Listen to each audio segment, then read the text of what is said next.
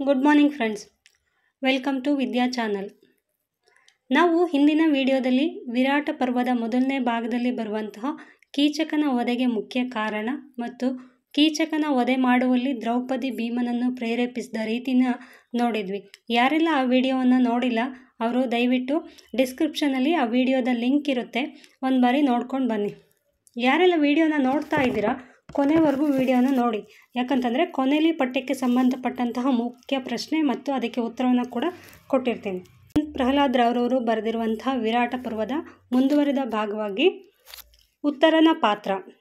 ಉತ್ತರನ ಪಾತ್ರವನ್ನು ಭಾರತದ ಕಥಾವಸ್ತುವಿನಲ್ಲಿ ಹಾಸ್ಯವನ್ನು ಉಂಟುಮಾಡುವ ಧೈರ್ಯಶಾಲಿಯಲ್ಲದ ಆದರೆ ಕೊನೆಯಲ್ಲಿ ತನ್ನ ದೌರ್ಬಲ್ಯಗಳನ್ನು ಜಯಿಸುವ ವ್ಯಕ್ತಿಯಾಗಿ ಚಿತ್ರಿಸಲಾಗಿದೆ. ಅವನ ಪಾತ್ರವನ್ನು ಹೆಚ್ಚು ಆಳವಾಗಿ ವಿಶ್ಲೇಷಿಸಿದಾಗ ನಮಗೆ ಕೆಲವು ಆಸಕ್ತಿದಾಯಕ ಅಂಶಗಳು ಸಿಗುತ್ತವೆ. ಹೆಸರಿಗೆ ಮಾತ್ರ ಅವನು ಉತ್ತರನಾಗಿರ್ತಾನೆ, ಆದರೆ ಅವನ ವ್ಯಕ್ತಿತ್ವ ಏನಿದ್ರು ಅದಕ್ಕೆ ವಿರುದ್ಧವಾಗಿರುತ್ತೆ. ಅವನು ಹೇಗಿರ್ತಾನೆ, ಅವನ ವ್ಯಕ್ತಿತ್ವ ಹೇಗಿರುತ್ತೆ ಅಂತಂದರೆ ಅವನು ಒಂಥರ ಹಾಸ್ಯಾಸ್ಪದವಾಗಿರುತ್ತೆ ಅವನ ವ್ಯಕ್ತಿತ್ವ. ಆಮೇಲೆ ಧೈರ್ಯಶಾಲಿ ಕೂಡ ಆಗಿರೋದಿಲ್ಲ. ಆಮೇಲೆ ಕೊನೆಯಲ್ಲಿ ಅವನು ಆ ಧೈರ್ಯಶಾಲಿ ಏನಾಗಿರಲ್ಲ, ಅವನು ಹೆದರ್ಕೊಂಡು ಓಡೋಗ್ತಾ ಇರ್ತಾನೆ. ಅದನ್ನೆಲ್ಲದನ್ನು ದೌರ್ಬಲ್ಯಗಳನ್ನ ಜಯಿಸಿ ಒಬ್ಬ ಉತ್ತಮ ವ್ಯಕ್ತಿಯಾಗಿ ರೂಪುಗೊಳ್ತಾನೆ.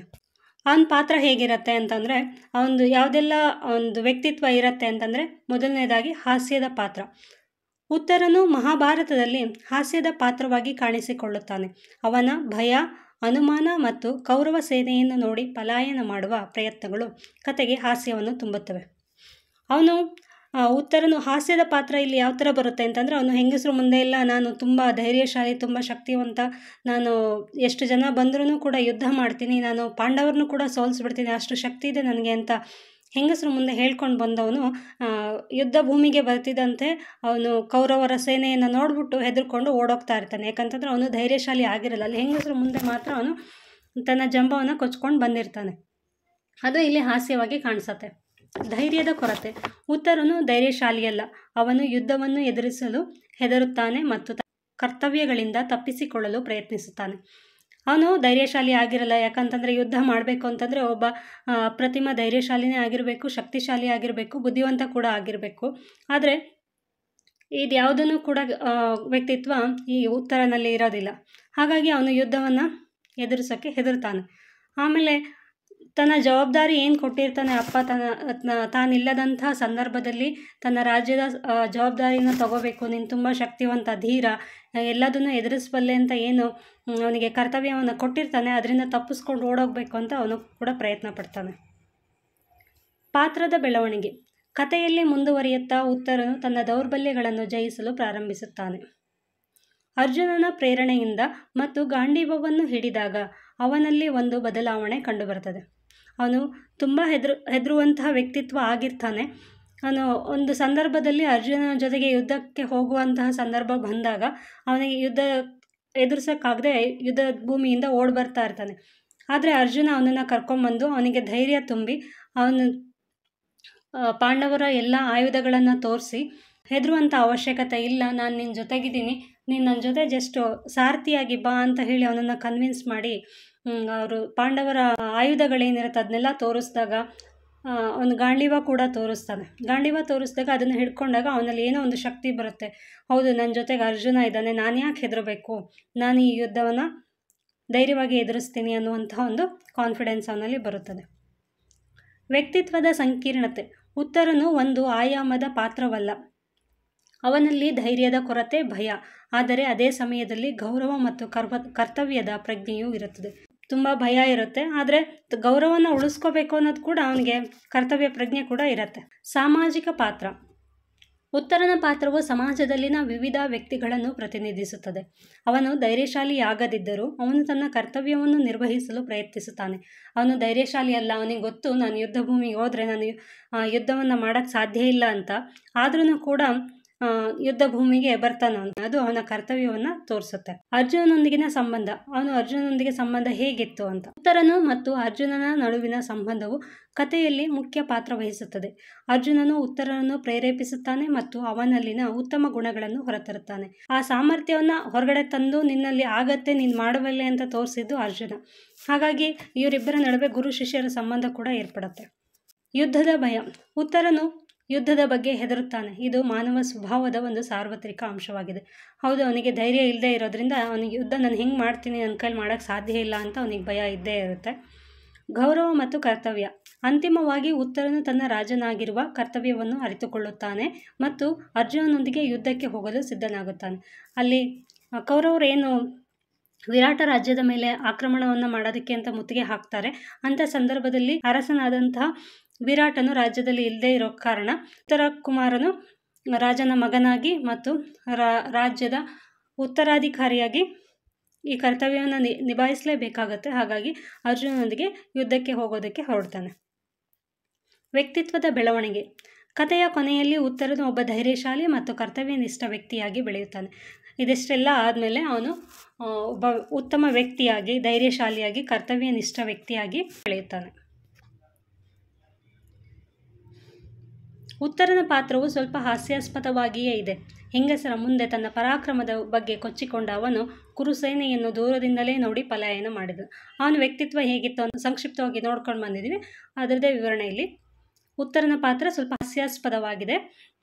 ಹೆಂಗಸರ ಮುಂದೆ ತನ್ನ ಪರಾಕ್ರಮದ ಬಗ್ಗೆ ಕೊಚ್ಚಿಕೊಂಡ ಅವನು ಕುರುಸೇನೆಯನ್ನು ದೂರದಲ್ಲೇ ನೋಡಿ ಪಲಾಯನ ಮಾಡಿದನು. ಹೆಂಗಸರ ಹತ್ರ ನಾನು ಯುದ್ಧ ಮಾಡ್ತೀನಿ, ನನಗೆ ಯಾರನ್ನ ಬೇಕಾದರೂ ಜಯಿಸ್ತೀನಿ, ನನ್ನ ಮುಂದೆ ಯಾರೂ ಹೆಚ್ಚಲ್ಲ, ಯಾರೂ ಕಮ್ಮಿ ಅಲ್ಲ, ನಾನು ಅರ್ಜುನನ ಬೇಕಾದರೂ ಸೋಲಿಸ್ತೀನಿ ಅಂತ ಹೇಳ್ಕೊಂಡು ಹೆಂಗಸರ ಮುಂದೆ ಅವನು ಏನು ಜಂಬ ಕೊಚ್ಕೊಂಡು ಬಂದಿರ್ತಾನೆ. ಆದರೆ ಕುರುಸೇನೆ ಅಲ್ಲಿ ದೂರದಿಂದಲೇ ನೋಡ್ತಾನೆ. ಅವನು ಬರಬೇಕಾದ್ರೆ, ಯುದ್ಧ ಭೂಮಿಗೆ ಬರಬೇಕಾದ್ರೆ ದೂರದಿಂದಲೇ ನೋಡ್ತಾನೆ.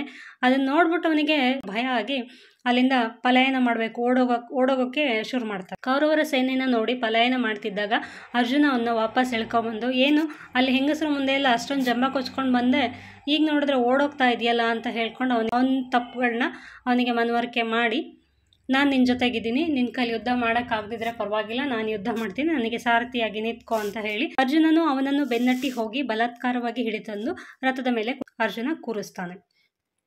ಆನಂತರ ಶತ್ರುನಾಶಕ ಉತ್ತರ ಧನಂಜಯರು ಸ್ವಲ್ಪ ದೂರ ಹೋಗಿ ಬಲಶಾಲಿ ಕುರುಸೇನೆಯನ್ನು ಕಂಡರು. ಆಮೇಲೆ ಸ್ಮಶಾನಾಭಿಮುಖವಾಗಿ ಸಾಗಿ ಕುರುಗಳನ್ನು ಸಮೀಪಿಸಿದರು. ಸಾಗರ ಘೋಷವುಳ್ಳ ಅವರ ಮಹಾಸೇನೆಯ ಆಕಾಶದಲ್ಲಿ ಚಲಿಸುವ ವೃಕ್ಷ ಸಮೃದ್ಧವನದಂತೆ ಶೋಭಿಸುತ್ತಿತ್ತು. ನರಶ್ರೇಷ್ಠ ಅದರ ಚಲನೆಯಿಂದುಂಟಾದ ನೆಲದ ಧೂಳು ಪ್ರಾಣಿಗಳ ಕಣ್ಣನ್ನು ಕುರುಡು ಮಾಡಿ ಮೇಲೆದ್ದು ಆಕಾಶವನ್ನು ಮುಟ್ಟುವಂತೆ ಕಂಡಿತು. ಆನೆ, ಕುದುರೆ ಮತ್ತು ರಥಗಳಿಂದ ತುಂಬಿದ ಕರ್ಣ, ದುರ್ಯೋಧನ, ಕೃಪ, ಭೀಷ್ಮರಿಂದಲೂ ಪುತ್ರ ಸಹಿತನಾಗಿದ್ದ ಮಹಾಧನುರ್ಧರ, ಧೀಮಂತ, ದ್ರೋಣನಿಂದಲೂ ರಕ್ಷಿತವಾದ ಆ ಮಹಾಸೈನ್ಯವನ್ನು ಕಂಡು ಉತ್ತರನು ರೋಮಾಂಚಿತನೂ ಭಯೋದ್ವಿಗ್ನನೂ ಆಗಿ ಪಾರ್ಥನಿಗೆ ಹೇಳಿದನು. ಯುದ್ಧ ಭೂಮಿ ಹೇಗಿತ್ತು ಅನ್ನೋದನ್ನ ಇಲ್ಲಿ ಹೇಳಿದ್ದಾರೆ. ಶತ್ರುನಾಶಕ ಉತ್ತರ ಧನಂಜಯರು ಸ್ವಲ್ಪ ದೂರ ಹೋಗಿ ಬಲಶಾಲಿ ಕುರುಸೇನೆಯನ್ನು ಅವರು ಸ್ವಲ್ಪ ದೂರ ಹೋದ್ಮೇಲೆ ಅವರು ಕುರುಸೇನೆಯನ್ನು ನೋಡ್ತಾರೆ. ಆಮೇಲೆ ಸ್ಮಶಾನಾಭಿಮುಖವಾಗಿ ಸಾಗಿ ಕುರುಗಳನ್ನು ಸಮೀಪಿಸಿದರು. ಸ್ಮಶಾನಾಭಿಮುಖವಾಗಿ ಹೋಗ್ಬಿಟ್ಟು ಅವರು ಕುರುಸೈನ್ಯದ ಹತ್ತತ್ರ ಹೋಗ್ತಾರೆ. ಸಾಗರ ಘೋಷವುಳ್ಳ ಅವರ ಮಹಾಸೇನೆ ಆಕಾಶದಲ್ಲಿ ಚಲಿಸುವ ವೃಕ್ಷ ಸಮುದ್ರದ ವನದಂತೆ ಶೋಭಿಸುತ್ತೆ. ಅವ್ರದ್ದು ಸೇನೆ ಹೇಗೆ ಕಾಣಿಸ್ತಾ ಇತ್ತು ದೂರದಿಂದ ನೋಡೋದಕ್ಕೆ ಅಂತಂದರೆ, ಸಾಗರ ನಾವು ಇಲ್ಲಿಂದ ಎಷ್ಟು ದೂರ ನೋಡಿದ್ರೂ ಕೂಡ ಸಾಗರ ಇದೆ, ಅದಕ್ಕೆ ಎಂಡೇ ಕಾಣಿಸಲ್ಲ. ಅದೇ ಥರ ಇಲ್ಲಿ ಕೌರವರ ಸೇನೆ ಕೂಡ ಕಾಣಿಸ್ತಾ ಇತ್ತಂತೆ. ಏನು ಆನೆಗಳು, ಕುದುರೆಗಳು ಎಲ್ಲ ಓಡಾಡ್ಕೊಂಡು ಬಂದಿತ್ತಲ್ಲ, ಅದು ಧೂಳು ಎಷ್ಟು ಎದ್ದಿತ್ತು ಅಂತಂದರೆ ಪ್ರಾಣಿಗಳಿಗೆ ಅಲ್ಲಿ ಮುಂದೆ ಏನಿದೆ ಅನ್ನೋದು ಕೂಡ ಕಾಣಿಸ್ಬಾರ್ದು, ಅಷ್ಟು ಧೂಳು ಮುಚ್ಚಿ ಹೋಗಿತ್ತಂತ. ಅಷ್ಟೊಂದು ಆನೆಗಳು, ಕುದುರೆಗಳು, ರಥಗಳು ಎಲ್ಲ ಬಂದ್ಬಿಟ್ಟು ಅಲ್ಲಿ ಧೂಳು ಎಬ್ಬರಿಸ್ಬಿಟ್ಟಿದ್ವಂತೆ. ಕರ್ಣ, ದುರ್ಯೋಧನ, ಕೃಪ, ಭೀಷ್ಮರಿಂದಲೂ ಪುತ್ರ ಸಹಿತನಾದ ಮಹಾಧನುರ್ಧರ, ಧೀಮಂತ, ದ್ರೋಣನಿಂದಲೂ ರಕ್ಷಿತವಾದ ಆ ಮಹಾ ಸೈನ್ಯವನ್ನು ಕಂಡು ಉತ್ತರನು ರೋಮಾಂಚಿತನಾದ. ಕೌರವರ ಸೇನೆಯ ಮುಖ್ಯಸ್ಥರು ಏನೇನಿದ್ದಾರೆ, ಕರ್ಣ, ದುರ್ಯೋಧನ, ಕೃಪ, ಭೀಷ್ಮ ಇವರೆಲ್ಲರೂ ಕೂಡ ಬಂದಿದ್ರು. ಅವ್ರನ್ನೆಲ್ಲ ಈ ಉತ್ತರ ಕುಮಾರ ಲೈಫಲ್ಲಿ ನೋಡೇ ಇರಲಿಲ್ಲ. ಅವ್ರನ್ನ ನೋಡ್ಬಿಟ್ಟು ಅವನಿಗೊಂದು ಸ್ವಲ್ಪ ರೋಮಾಂಚನ ಕೂಡ ಆಗುತ್ತೆ, ಭಯ ಕೂಡ ಆಗುತ್ತೆ. ಇಂತಹ ಒಂದು ಸಾಮರ್ಥ್ಯ ಇರುವಂಥವ್ರ ಮುಂದೆ ನಾವು ನಿಜವಾಗ್ಲೂ ಹೋರಾಡಿ ಗೆಲ್ಲಕ್ಕಾಗತ್ತಾ, ನಾವು ಅವ್ರ ಮುಂದೆ ಯುದ್ಧ ಮಾಡೋಕ್ಕೆ ಸಾಧ್ಯನಾ ಅನ್ನುವಂಥ ಭಯ ಮತ್ತು ರೋಮಾಂಚನ ಎರಡೂ ಕೂಡ ಆಗತ್ತಂತೆ. ಅದಕ್ಕೋಸ್ಕರ ಅವನು ಅರ್ಜುನನ ಕುರಿತು ಹೀಗೆ ಹೇಳ್ತಾನೆ, ಕುರುಗಳೊಡನೆ ನಾನು ಕಾದಲಾರೆ, ನನ್ನ ಶರೀರದ ರೋಮಾಂಚನವನ್ನು ನೋಡು. ಬಹು ವೀರರಿಂದ ಕೂಡಿದ ದೇವತೆಗಳಿಗೂ ಎದುರಿಸಲಾಗದ ಈ ಅತ್ಯುಗ್ರ ನಂತರ ಕುರುಸೇನೆಯೊಂದಿಗೆ ನಾನು ಹೋರಾಡಲಾರೆ. ಭಯಂಕರ ಬಿಲ್ಲುಗಳನ್ನು ಹಿಡಿದ ಆನೆ, ಕುದುರೆ ಮತ್ತು ರಥಗಳಿಂದ ತುಂಬಿದ ಪದಾತಿ ಮತ್ತು ಧ್ವಜಗಳಿಂದ ಕೂಡಿದ ಭಾರತ ಸೇನೆಯನ್ನು ನಾನು ಪ್ರವೇಶಿಸಲಾರೆ. ಅವನಿಗೆ ಭಯ ಆಗ್ಬಿಟ್ಟು ಅವನು ಅರ್ಜುನ ಹತ್ರ ಏನು ಹೇಳ್ತಾನೆ, ನಾನು ಈ ಕುರು ವಂಶದವರು ಏನಿದಾರಲ್ಲ ಇವ್ರ ಜೊತೆ ನಾನು ಯುದ್ಧ ಮಾಡೋಕ್ಕೆ ಸಾಧ್ಯ ಇಲ್ಲ, ನನ್ನ ಕೈಲಿ ಸಾಧ್ಯ ಆಗೋದಿಲ್ಲ. ನನ್ನ ಶರೀರ ನೋಡು ಎಷ್ಟು ರೋಮಾಂಚನವಾಗಿದೆ, ನನಗೆ ಎಷ್ಟು ಭಯ ಆಗ್ತಿದೆ, ಎಷ್ಟು ರೋಮಾಂಚನ ಆಗಿದೆ ನೋಡು.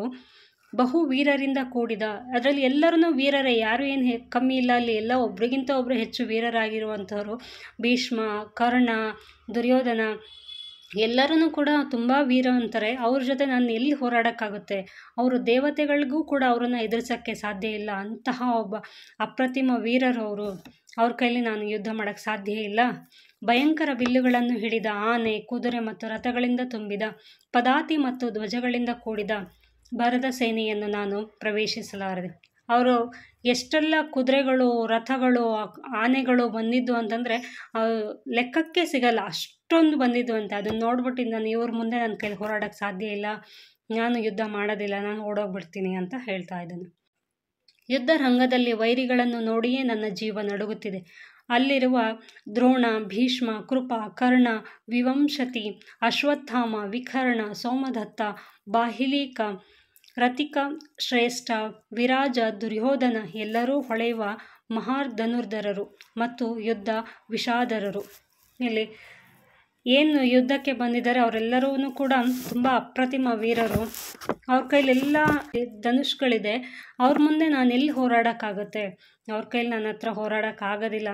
ಅವರು ನೋಡಿನೇ ನನಗೆ ಜೀವ ನಡುಗ್ತಾ ಇದೆ, ನನ್ನ ಕೈಲಿ ತಡ್ಕೊಳಕ್ಕಾಗ್ತಿಲ್ಲ, ನಾನು ನಿಲ್ಲಕ್ಕಾಗ್ತಾ ಇಲ್ಲ, ನನಗೆ ರೋಮಾಂಚನವನ್ನು ತಡ್ಕೊಳಕ್ಕಾಗ್ತಿಲ್ಲ.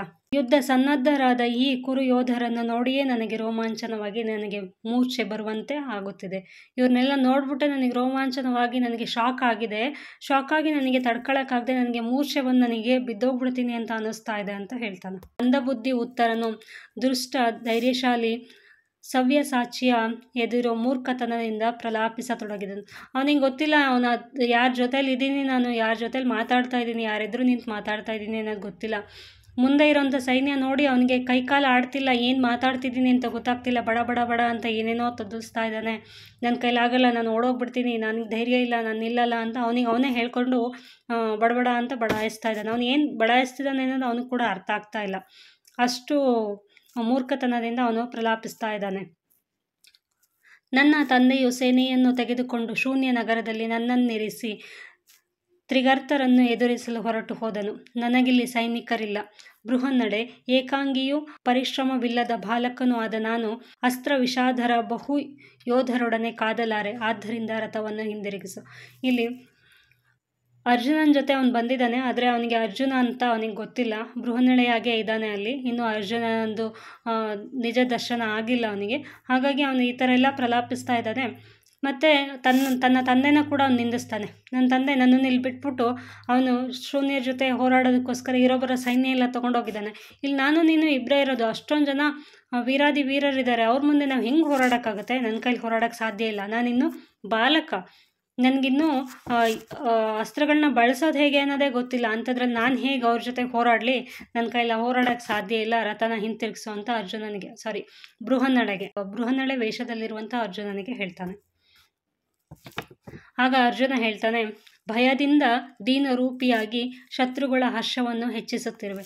ಇಲ್ಲಿ ನಾವು ಯಾವುದೇ ಒಂದು ಯುದ್ಧ ಆಗಲಿ ಅಥವಾ ಯಾವುದೇ ಜಗಳ ಮಾಡಬೇಕಾದ್ರೂ ನಮ್ಮ ಎದುರುಗಡೆ ಯಾರು ನಿಂತಿದ್ದಾರೆ ಅನ್ನೋದು, ಅವರ ಮನಸ್ಸಿನಲ್ಲಿ ಏನೆಲ್ಲ ನಡೀತಾ ಇದೆ ಅನ್ನೋದೇ ತಿಳ್ಕೊಂಬಿಟ್ರೆ ಸಾಕು, ಅವ್ರನ್ನ ಅರ್ಧ ಸೋಲಿಸ್ಬೋದಂತ. ಅದೇ ಥರ ಇಲ್ಲಿ ಉತ್ತರ ಕುಮಾರ ಏನು ಈ ಥರ ಎಲ್ಲ ನನ್ನ ಕೈಲಿ ಆಗಲ್ಲ, ನಾನು ಹೇಳಿ ಅಂತ ಅವನೇ ಹೇಳ್ಕೊತಾ ಇದ್ದಾನೆ. ಅದರಿಂದ ಶತ್ರುಗಳಿಗೆ ಅದು ಖುಷಿ ಆಗುತ್ತೆ. ನಿನ್ನನ್ನು ಸೋಲ್ಸೋದು ಅವ್ರಿಗೆ ತುಂಬ ಈಸಿ ಆಗುತ್ತೆ. ನೀನು ಯಾಕೆ ಈ ಥರ ಎಲ್ಲ ಮಾತಾಡ್ತಾ ಇದೆಯಾ? ಹಾಗೆಲ್ಲ ಮಾತಾಡಬಾರ್ದು. ರಣರಂಗದಲ್ಲಿ ಶತ್ರುಗಳು ಇನ್ನು ಏನನ್ನೂ ಮಾಡಿಯೇ ಇಲ್ಲ. ನನ್ನನ್ನು ಕೌರವರೆಡೆಗೆ ಕರೆದುಕೊಂಡು ಹೋಗು ಎಂದು ನನಗೆ ಹೇಳಿದವನು ನೀನು. ಈಗ ರಣರಂಗಕ್ಕೆ ನಾವಿನ್ನೂ ಬಂದಿದ್ದೀವಿ ಅಷ್ಟೇ, ನಾವಿನ್ನೂ ಯುದ್ಧ ಮಾಡೋಕ್ಕೆ ಸ್ಟಾರ್ಟೇ ಮಾಡಿಲ್ಲ. ಕೌರವರು ಎಲ್ಲಿದ್ದಾರೆ ಅಲ್ಲಿ ಕರ್ಕೊಂಡು ಹೋಗು ಅಂತ ಹೇಳಿದ್ದು ನೀನೇನೆ. ಬೃಹನ್ನಳೆ, ನೀನು ಬರೀ ನನ್ನ ಸಾರಥಿಯಾಗಿ ಬಾ, ನನಗೆ ಸಾರಥಿ ಒಬ್ಬ ಬೇಕು, ನಾನು ಎಂಥವ್ರನ್ನ ಬೇಕಾದರೂ ಮೀರಿಸ್ತೀನಿ ಅಂತ ಹೇಳ್ದವ್ನು ನೀನೇ. ಈಗ ನೋಡಿದ್ರೆ ನಿನ್ನ ಕೈಲಿ ಆಗಲ್ಲ ಅಂತ ಹೇಳ್ತಾ ಇದೀಯಾ. ಅಸಂಖ್ಯ ಧ್ವಜಗಳಿರುವಡೆಗೆ ನಾನು ನಿನ್ನನ್ನು ಒಯ್ಯುವೆನು. ಮಹಾಬಾಹೋ, ಮಾಂಸಕ್ಕಾಗಿ ಬಾಯಿ ಬಿಡುವ ಹದ್ದುಗಳಾಗಿ ಭೂಮಿಯಲ್ಲಿ ನಿಂತು ಯುದ್ಧ ಮಾಡುತ್ತಿರುವ ಪಾಪಿಷ್ಟ ಕೌರವರ ನಡುವೆ ನಿನ್ನನ್ನು ಒಯ್ಯುವೆನು. ಅವನು ಮತ್ತೂ ಸ್ವಲ್ಪ ಅವನ್ನ ಆಟಾಡಿಸ್ಬೇಕು ಅಂತ ಹೀಗೆಲ್ಲ ಹೇಳ್ತಾ ಇದ್ದಾನೆ. ಅವನಿಗೆ ಗೊತ್ತು ಇವನಿಗೆ ಧೈರ್ಯ ಇಲ್ಲ, ಅವನು ಯುದ್ಧ ಮಾಡೋಕ್ಕೆ ಸಾಧ್ಯ ಇಲ್ಲ ಅಂತ. ಆದರೂ ಸುಮ್ಮನೆ ಹೇಳ್ತಾ ಇದ್ದಾನೆ. ಅರ್ಜುನ ಹೇಗೆ ಹೇಳ್ತೀಯಾನೆ ಅಂತಂದರೆ, ಅಸಂಖ್ಯ ಧ್ವಜಗಳಿರುವ ಅಲ್ಲಿ ಎಲ್ಲಿ ತುಂಬ ಧ್ವಜಗಳೆಲ್ಲ ಇದೆಯಲ್ಲ, ತುಂಬ ಜನ ಸೈನಿಕರು ಎಲ್ಲಿದ್ದಾರೆ ಅಲ್ಲಿಗೆ ನಾನು ನಿನ್ನನ್ನು ಕರ್ಕೊಂಡು ಹೋಗ್ತೀನಿ. ಅಲ್ಲಿ ಹೋಗಿ ಅವ್ರ ಮುಂದೆ ನಿಂತ್ಕೊಂಡು ಯುದ್ಧ ಮಾಡು ನೀನು, ಕೌರವರ ಮುಂದೆ ಯುದ್ಧ ಮಾಡು ನೀನು. ಹಾಗೆ ಸ್ತ್ರೀಯರ ಮುಂದೆ ಪ್ರತಿಜ್ಞೆ ಮಾಡಿ ಪುರುಷರ ಮುಂದೆ ಪೌರುಷವನ್ನು ಕೊಚ್ಚಿಕೊಂಡು ಹೊರಟು ಬಂದು, ಈಗ ನೀನು ಏಕೆ ಯುದ್ಧ ಮಾಡ ಬಯಸದಿರುವೆ? ಆಗಲೇ ನೀನು ಸ್ತ್ರೀಯರು ಹೆಂಗಸರು ಮುಂದೆ ಎಲ್ಲ ಪ್ರಲಾಪನ ಕೊಚ್ಕೊಂಡು ಬಂದಿಯಲ್ಲ, ನಾನು ಯುದ್ಧ ಮಾಡ್ತೀನಿ ಅಂತ ಹೇಳ್ಕೊಂಡು, ಈಗೇನಕ್ಕೆ ನೀನು ಯುದ್ಧ ಮಾಡೋಕ್ಕಾಗಲ್ಲ ಅಂತ ಹೇಳ್ತಾ ಇದೀಯಾ? ವೀರ, ಆ ಗೋವುಗಳನ್ನು ಗೆಲ್ಲದೆ ನೀನು ಮನೆಗೆ ಮರಳಿದರೆ ಸ್ತ್ರೀಯರು ಪುರುಷರು ಒಟ್ಟುಗೂಡಿ ನಿನ್ನನ್ನು ಅಪಹಾಸ್ಯ ಮಾಡುತ್ತಾರೆ. ಮತ್ತೆ ಅವನಿಗೆ ನೆನಪಿಸ್ತಾ ಇದ್ದಾನೆ, ಅಲ್ಲಿ ಹೆಂಗಸರ ಮುಂದೆ ಅವ್ನು ಬಡಾಯಿ ಕೊಚ್ಕೊಂಡು ಬಂದಿದ್ನಲ್ಲ, ಅದಕ್ಕೆ ಹೇಳ್ತಾ ಇದ್ದಾನೆ, ನೀನೆಲ್ಲರೂ ಗೋವುಗಳನ್ನ ಗೆಲ್ಲದೆ ನಿನ್ನ ಮನೆಗೆ ಹೋದರೆ ಅಲ್ಲಿದ್ದಂಥ ಹೆಂಗಸರು ಪುರುಷರು ಎಲ್ಲರೂ ಕೂಡ ನಿನ್ನನ್ನು ಅಪಹಾಸ್ಯ ಮಾಡ್ತಾರೆ. ಸಾರಥ್ಯ ಕಾರ್ಯದಲ್ಲಿ ಸೈರಂಧ್ರಿಯಿಂದ ಹೊಗಳಿಸಿಕೊಂಡ ಈ ನಾನು ಕೂಡ ಗೋವುಗಳನ್ನು ಗೆದ್ದುಕೊಳ್ಳದೆ ಪುರಕ್ಕೆ ಹಿಂದಿರುಗಲಾದೆ. ಅಂತಂದರೆ ಅಲ್ಲಿ ನಾನು ಅರ್ಜುನನ್ ಕೂಡ ಸೋಲಿಸ್ತೀನಿ ಅಂತ ಅವನು ಹೆಂಗಸರ ಮುಂದೆ ಏನು ಅವನು ಪ್ರಲಾಪನ ಕೊಚ್ಕೋತಾ ಇದ್ದ ಸಮಯದಲ್ಲಿ ಸೈರಂಧ್ರಿಯಾಗಿದ್ದಂಥ ದ್ರೌಪದಿ ಕೂಡ ಅಲ್ಲೇ ಇರ್ತಾಳೆ. ಅವನು ಅರ್ಜುನನ ಬಗ್ಗೆ ಮಾತಾಡಿದ್ನಲ್ಲ, ಅದಕ್ಕೋಸ್ಕರ ಈ ಸೈರಂಧ್ರಿ ಏನು ಮಾಡ್ತಾಳೆ, ಅರ್ಜುನನ್ಗೆ ಸಾರಥಿ ಆಗಿದ್ದು ಇದೇ ಬೃಹನ್ನಳೆ, ಅವನು ತುಂಬ ಚೆನ್ನಾಗಿ ಸಾರಥ್ಯವನ್ನು ವಹಿಸ್ತಾನೆ, ನೀನು ಅವನನ್ನೇ ಸಾರಥಿಯಾಗಿ ಮಾಡ್ಕೋ ಅಂತ ಹೇಳ್ಕೊಂಡು ಹೇಳಿದ್ದೆ ಸೈರಂಧ್ರಿ. ಹಾಗಾಗಿ ನನ್ನನ್ನು ತುಂಬ ಹೊಗಳ್ಬಿಟ್ಟು ಕಳಿಸಿದಾಳೆ ಸೈರಂಧ್ರಿ. ಈಗ ನೋಡಿದ್ರೆ ನೀನು ನಾನು ಯುದ್ಧ ಮಾಡಲ್ಲ ಅಂತ ಹೇಳ್ತಾ ಇದೆಯಾ, ನಾನೆಲ್ಲರೂ ವಾಪಸ್ ಹೋದರೆ ಸೈರಂಧ್ರಿ ಮುಂದೆ ಕೂಡ ನಾನು ತುಂಬ ಸಣ್ಣವನಾಗ್ಬಿಡ್ತೀನಿ, ಹಾಗಾಗಿ ನಾನು ವಾಪಸ್ ಬರಲ್ಲ ಅಂತ ಹೇಳ್ಕೊಂಡು ಅವನು ಉತ್ತರ ಕುಮಾರನಿಗೆ ಸುಮ್ಮನೆ ರೇಗಿಸ್ತಾ ಇದ್ದಾನೆ. ಆ ಮಾತಿನಿಂದ ಪ್ರೇರಿತನಾಗಿರುವ ನಾನು ಎಲ್ಲ ಕುರುಗಳೊಡನೆ ಹೇಗೆ ಹೋರಾಡದಿರಲಿ? ನಾನು ಸೈರಂಧ್ರಿಯಿಂದ ನಾನು ಅಷ್ಟೊಂದೆಲ್ಲ ಹೊಗಳಿಸ್ಕೊಂಡು ಬಂದಿದ್ದೀನಿ, ನಾನು ಹೆಂಗೆ ಹೋರಾಡದೆ ವಾಪಸ್ ಹೋಗಲಿ? ನಾನು ವಾಪಸ್ ಹೋಗೋಕ್ಕೆ ಸಾಧ್ಯ ಇಲ್ಲ, ನೀನು ರೆಡಿಯಾಗು, ಯುದ್ಧ ಮಾಡೋಣ ಅಂತ ಹೇಳ್ತಾನೆ. ಆಗ ಉತ್ತರ ಹೇಳ್ತಾನೆ, ಭೀತನು ಮಂದತ್ಮನೂ ಆದ ಆ ಕುಂಡಲಧಾರಿಯು ಹೀಗೆ ಹೇಳಿದನು. ಅವನಿಗೆ ಭಯ ಆಗಿ ಅವನಿಗೆ ಬುದ್ಧಿನೇ ಕಮ್ಮಿ ಆಗಿಬಿಟ್ಟಿದೆ, ಏನು ಮಾಡಬೇಕು ಅಂತ ಗೊತ್ತಾಗ್ತಾ ಇಲ್ಲ. ಅಂತ ಒಬ್ಬ ಉತ್ತರ ಕುಮಾರ ಹೀಗೆ ಹೇಳ್ತಾನೆ, ಮಾನವನ್ನು ತೊರೆದು ಬಾಣಸಹಿತ ಬಿಲ್ಲನ್ನು ಬಿಸುಟು ರಥದಿಂದ ಧುಮುಕಿ ಓಡತೊಡಗಿದನು. ಹಾಗಂತ ಹೇಳಿದ ತಕ್ಷಣ ನಾನು ವಾಪಸ್ ಬರಲ್ಲ, ನಾನು ಎಲ್ಲರ ಕೈಲಿ ಹೊಗಳಿಸ್ಕೊಂಡು ಬಂದಿದ್ದೀನಿ, ನೀನು ಕೂಡ ಎಲ್ಲರ ಮುಂದೆ ನೀನು ಪ್ರಲಾಪನ ಹೇಳ್ಕೊಂಡು ಬಂದಿದ್ಯಾ, ನಾವು ವಾಪಸ್ ಹೋದರೆ ಎಲ್ಲರೂ ನಮ್ಮನ್ನು ಅಪಹಾಸ್ಯ ಮಾಡ್ತಾರೆ, ನಡೆ ಯುದ್ಧ ಮಾಡೋಣ ಅಂತ ಅರ್ಜುನ ಏನು ಹೇಳ್ತಾನಲ್ಲ, ಅದನ್ನು ಕೇಳ್ಬಿಟ್ಟು ಇವನು ನನ್ನ ಮಾತಿಗೆ ಬಗ್ಗೋದಿಲ್ಲ ಅಂತ ಆ ಉತ್ತರ ಕುಮಾರನೇ ತನ್ನ ಬಾಣ ಬಿಲ್ಲುಗಳನ್ನೆಲ್ಲ ಬಿಸಾಡ್ಬಿಟ್ಟು ರಥದಿಂದ ನೆಗೆದು ಓಡೋಗೋಕ್ಕೆ ಶುರು ಮಾಡ್ತಾನೆ. ಆಗ ಬೃಹನ್ನಳೆಯಾಗಿದ್ದಂತಹ ಅರ್ಜುನ ಹೇಳ್ತಾನೆ, ಕಾಂತೆಯ ಧನಂಜಯನು ಹೀಗೆ ನುಡಿದು ತನ್ನ ನೀಳ ಜಡೆಯು ಕೆಂಪು ವಸ್ತ್ರಗಳು ಹಾರಾಡುತ್ತಿರಲು ಉತ್ತಮ ರಥದಿಂದ ನೆಗೆದು ಓಡಿ ಹೋಗುತ್ತಿದ್ದ ಆ ರಾಜಕುಮಾರನನ್ನು ಬೆನ್ನಟ್ಟಿದನು. ತನ್ನ ನೀಳ ಜಡೆಯು ಕೆಂಪು ವಸ್ತ್ರಗಳು ಹಾರಾಡುತ್ತಿರಲು ಉತ್ತಮ ರಥದಿಂದ ನೆಗೆದು ಓಡಿ ಹೋಗುತ್ತಿದ್ದ ಆ ರಾಜಕುಮಾರನನ್ನು ಬೆನ್ನಟ್ಟಿದನು. ಅವಾಗ ಏನು ಮಾಡ್ತಾನೆ, ಅರ್ಜುನ ರಥದಿಂದ ನೆಗೆದು ಓಡಿ ಹೋಗ್ತಿದ್ನಲ್ಲ ಉತ್ತರ ಕುಮಾರ, ಅವನನ್ನು ಬೆನ್ನಟ್ಟಿ ಹಿಡ್ಕೊಂಬರೋಕ್ಕೆ ಹೋಗ್ತಾನೆ. ಧನಂಜಯನು ಓಡಿ ಹೋಗುತ್ತಿದ್ದ ಉತ್ತರನನ್ನು ಬೆನ್ನು ಹತ್ತಿ 100 ಹೆಜ್ಜೆ ಹೋಗಿ ಅವನ ಜುಟ್ಟನ್ನು ಹಿಡಿದುಕೊಂಡನು. ಅವನು ಓಡೋಗ್ತಾ ಇದ್ನಲ್ಲ, ಅವನಿಂದ 100 ಹೆಜ್ಜೆ ಅವನ ಹಿಂದೆ ಹೋಗ್ತಾನೆ. ಓಡೋದ ತಕ್ಷಣ ಅವನಿಗೆ ಜುಟ್ಟು ಸಿಗುತ್ತೆ, ಆ ಜುಟ್ಟನ್ನೇ ಹಿಡಿದು ಹೇಳ್ಕೊಂಬರ್ತಾನೆ. ಅವನ ಜುಟ್ಟನ್ನ ಏನು ಹಿಡ್ಕೊಂಡಲ್ಲ, ಅವಾಗ ಅವನು ಹೀಗೆ ಹೇಳ್ತಾನೆ, ಶುದ್ಧ ಚಿನ್ನದ 100 ನಾಣ್ಯಗಳನ್ನು, ಸುವರ್ಣ ಖಚಿತ ಮಹಾಪ್ರಕಾಶದ 8 ವೈಢೂರ್ಯ ಮಣಿಗಳನ್ನು, ಚಿನ್ನದ ದಂಡವುಳ್ಳ ವೇಗದ ಕುದುರೆಗಳನ್ನು ಹೂಡಿದ ರಥವನ್ನು, 10 ಮದಗಜಗಳನ್ನು ನಿನಗೆ ಕೊಡುತ್ತೇನೆ. ನನ್ನನ್ನು ಬಿಟ್ಟು ಬಿಡು ಬೃಹನ್ನಳೆ ಅಂತಂದರೆ ಇವನು ಬಿಡೋದಿಲ್ಲ ಅಂತ ಗೊತ್ತಾಯ್ತು, ಅವನು ಹಿಡ್ಕೊಂಡ್ಬಿಟ್ನಲ್ಲ ಜುಟ್ಟೆಲ್ಲ, ಅದಕ್ಕೆ ಅವನಿಗೆ ಆಸೆ ತೋರಿಸ್ತಾ ಇದ್ದಾನೆ. ಶುದ್ಧ ಚಿನ್ನದ 100 ನಾಣ್ಯನ ಕೊಡ್ತೀನಿ, ಸುವರ್ಣ ಖಚಿತ ಮಹಾಪ್ರಕಾಶದ 8 ವೈಢೂರ್ಯ ಮಣಿಗಳನ್ನು ಕೊಡ್ತೀನಿ, ಚಿನ್ನದ ದಂಡವುಳ್ಳ ವೇಗದ ಕುದುರೆಗಳನ್ನು ಹೂಡಿದ ರಥವನ್ನು ಕೊಡ್ತೀನಿ, 10 ಮದಗಜಗಳನ್ನು ಕೊಡ್ತೀನಿ, ನನ್ನನ್ನು ಬಿಟ್ಬಿಡು ಬೃಹನ್ನಳೆ, ದಯವಿಟ್ಟು ನನ್ನನ್ನು ಬಿಟ್ಬಿಡು ಅಂತ ಬೇಡ್ಕೋತಾನೆ. ಇವೇ ಮುಂತಾದ ಮಾತುಗಳನ್ನು ಎಚ್ಚರ ತಪ್ಪಿ ಆಡುತ್ತಿದ್ದ ಆ ಉತ್ತರನು ಆ ಪುರುಷ ಶ್ರೇಷ್ಠನು ನಗುತ್ತಾ ರಥದ ಬಳಿಗೆ ತಂದನು. ಹೀಗೆಲ್ಲ ಮಾತಾಡ್ತಾ ಇದ್ನಲ್ಲ, ಅವನಿಗೆ ಆಸೆ ತೋರಿಸ್ತಾ ಇದ್ನಲ್ಲ, ಇಷ್ಟೆಲ್ಲ ಕೊಡ್ತೀನಿ, ನಾನು ಚಿನ್ನ ಕೊಡ್ತೀನಿ, ಒಡವೆ ಕೊಡ್ತೀನಿ, ವೈಡೂರ್ಯ ಕೊಡ್ತೀನಿ, ಕುದುರೆಗಳನ್ನ ಕೊಡ್ತೀನಿ, ರಥ ಕೊಡ್ತೀನಿ, ನನ್ನನ್ನು ದಯವಿಟ್ಟು ಬಿಟ್ಬಿಡು ಅಂತ ಹೇಳ್ತಿದ್ನಲ್ಲ, ಅದನ್ನು ನೋಡಿ ಅವನಿಗೆ ನಗು ಬರುತ್ತೆ. ನಗುತ್ತಾ ರಥದ ಹತ್ರ ಎಳ್ಕೊಂಬರ್ತಾನೆ. ಬಳಿಕ ಪಾರ್ಥನು ಭಯಾರ್ತನು ಪ್ರಜ್ಞಾಹೀನನು ಆದ ಉತ್ತರನಿಗೆ ಹೀಗೆಂದನು. ಆಗ ಅರ್ಜುನ ಏನು ಹೇಳ್ತಾನೆ ಅಂತಂದರೆ, ಶತ್ರುನಾಶಕ, ಶತ್ರುಗಳೊಡನೆ ನೀನು ಕಾದಲಾರೆಯಾದರೆ ಬಾ, ನನ್ನ ಕುದುರೆಗಳನ್ನು ನಡೆಸು, ಶತ್ರುಗಳೊಡನೆ ನಾನು ಹೋರಾಡುತ್ತೇನೆ. ಆವಾಗ ಅರ್ಜುನ ಹೇಳ್ತಾನೆ, ನಿನ್ನ ಕೈಲಿ ಹೋರಾಡೋಕ್ಕಾಗಲ್ವಾ? ಆಗದೆ ಇದ್ದರೆ ಪರವಾಗಿಲ್ಲ, ಬಾ, ನೀನು ಕುದುರೆಗಳನ್ನು ನಡೆಸು, ಅಂದರೆ ಸಾರಥಿಯಾಗು, ನಾನು ಅವ್ರ ಮುಂದೆ ಹೋರಾಡ್ತೀನಿ. ನನ್ನ ಬಾಹುಬಲದ ರಕ್ಷಣೆಯನ್ನು ಪಡೆದು ಅತ್ಯಂತ ಅದಮ್ಯವೂ ಘೋರವೂ ಮಹಾರಥಿ ವೀರರಿಂದ ರಕ್ಷಿತವೂ ಆದ ಈ ರಥಸೇನೆಯೊಳಗೆ ನುಗ್ಗು, ಹೆದರಬೇಡ. ನೀನು ಕ್ಷತ್ರಿಯನಾಗಿರುವೆ. ನಾನು ಕುರುಗಳೊಡನೆ ಯುದ್ಧ ಮಾಡಿ ನಿನ್ನ ಹಸುಗಳನ್ನು ಗೆದ್ದುಕೊಡುವೆನು. ಆ ಅಜೇಯ ಅಸಾಧ್ಯ ರಥಸೈನ್ಯವನ್ನು ಹೊಕ್ಕು ನಾನು ಕುರುಗಳೊಡನೆ ಕಾದುತ್ತೇನೆ. ನೀನು ನನಗೆ ಸಾರಥಿಯಾಗು. ಆಗ ಅವನನ್ನು ಕನ್ವಿನ್ಸ್ ಮಾಡ್ತಾನೆ ಅರ್ಜುನ. ಏನಂತ, ನಿನ್ನ ಕೈಲಿ ಯುದ್ಧ ಮಾಡೋಕ್ಕೆ ಸಾಧ್ಯ ಆಗದಿದ್ರೆ ಪರವಾಗಿಲ್ಲ, ಬಾ, ನೀನು ಕುದುರೆಗಳನ್ನ ನಡೆಸು, ನನಗೆ ಸಾರಥಿಯಾಗು. ನಾನು ಆ ಕೌರವರೊಡನೆ ಹೋರಾಡ್ತೀನಿ. ನಾನು ಅವ್ರ ಜೊತೆಗೆ ಹೋರಾಡಿ ನಿನ್ನ ಹಸುಗಳನ್ನು ಬಿಡಿಸ್ಕೊಡ್ತೀನಿ. ಆಮೇಲೆ ನಾವಿಬ್ಬರು ಯುದ್ಧವನ್ನು ಗೆದ್ಕೊಂಡು ವಾಪಸ್ ಒಟ್ಟಿಗೆ ಹೋಗೋಣ. ನೀನೀಗ ಓಡಿ ಹೋಗಬೇಡ, ಹೇಡಿಯಾಗಿ ಓಡಿ ಹೋಗಬೇಡ. ನೀನು ಒಬ್ಬ ಕ್ಷತ್ರಿಯ ಇದೆಯಾ, ಕ್ಷತ್ರಿಯನ ಥರ ಮಾತ್ರ ಯೋಚನೆ ಮಾಡು, ನೀನು ಹೇಡಿಯಾಗಿ ಯೋಚನೆ ಮಾಡಬೇಡ ಅಂತ ಅವನನ್ನು ಕನ್ವಿನ್ಸ್ ಮಾಡ್ತಾನೆ. ಆ ಅಪರಾಜಿತ ಯೋಧ ಶ್ರೇಷ್ಠ ಕುಂತಿ ಪುತ್ರನು ಅರ್ಜುನನು ವಿರಾಟ ಪುತ್ರ ಉತ್ತರನಿಗೆ ಹೀಗೆ ನುಡಿಯುತ್ತಾ ಅವನನ್ನು ಮುಹೂರ್ತ ಕಾಲದಲ್ಲಿ ಸಮಾಧಾನಪಡಿಸಿ ಭಯಪೀಡಿತನಾಗಿ ಯುದ್ಧದ ಆಸೆ ಇಲ್ಲದೆ ಪರದಾಡುತ್ತಿದ್ದ ಅವನನ್ನು ಎತ್ತಿ ರಥದಲ್ಲಿರಿಸಿದನು. ಅವಾಗ ಅವನು ಏನು ಮಾಡ್ತಾನೆ, ಅವನು ತುಂಬ ಭಯದಲ್ಲಿದ್ದನಲ್ಲ, ಅವನನ್ನು ಸಮಾಧಾನ ಮಾಡಿ, ನೀನು ಯುದ್ಧ ಮಾಡಬೇಡ, ನಾನು ಯುದ್ಧ ಮಾಡ್ತೀನಿ, ನೀನು ಸಾರಥಿ ಆಗು ಅಂತ ಹೇಳ್ಕೊಂಡು ಅವನನ್ನು ನಿಧಾನವಾಗಿ ಸಮಾಧಾನ ಮಾಡಿ ಅವನನ್ನು ರಥದಲ್ಲಿ ಕೂರಿಸ್ತಾನೆ. ಕೌರವರಿಗೂ ಮತ್ತು ಅರ್ಜುನನಿಗೂ ಯುದ್ಧ ನಡೆಯುತ್ತೆ. ಆ ಯುದ್ಧದಲ್ಲಿ ಕರ್ಣ ಮತ್ತು ಅರ್ಜುನನಿಗೆ ಮೊದಲನೇ ಬಾರಿಗೆ ಮುಖಾಮುಖಿಯಾಗಿ ಅವರಿಬ್ಬರು ಯುದ್ಧ ಮಾಡುವಂಥದ್ದು. ಆ ಯುದ್ಧದಲ್ಲಿ ಕೊನೆಯಲ್ಲಿ ಅರ್ಜುನ ಗೆಲ್ತಾನೆ. ಅರ್ಜುನ ಗೆದ್ದಾದ್ಮೇಲೆ ತನ್ನ ಹಸುಗಳನ್ನೆಲ್ಲ ಬಿಡಿಸ್ಕೊಂಡು ವಾಪಸ್ಸು ಹೋಗ್ತಾರೆ.